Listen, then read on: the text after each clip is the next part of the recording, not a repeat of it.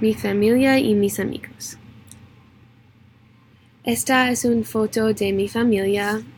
Yo estoy a la izquierda y mi hermana está al lado de yo y mis padres están a la derecha.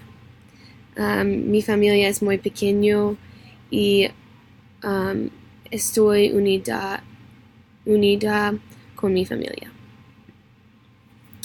Esta es una foto de mis padres y yo. Mi madre está a la izquierda de yo.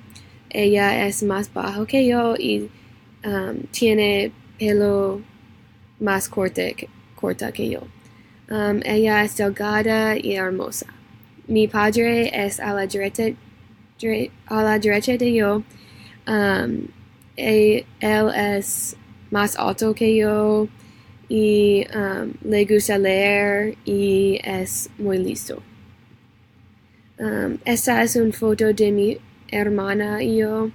Mi hermana se llama Adair y tiene 21 años. Es mayor que yo.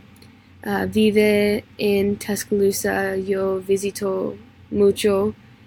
Y ella es muy hermosa y traviesa. Esta es una foto de mi perro. Se llama Riggins.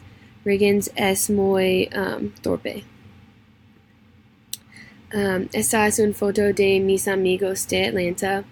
Van a diferentes escuelas ahora.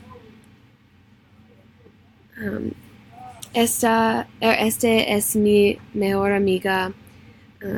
Es más bajo que yo y tiene cabello castaño. Ella es muy hermosa y lista. Vive en Oxford, Mississippi y yo visito mucho. Ella es tan viejo como yo.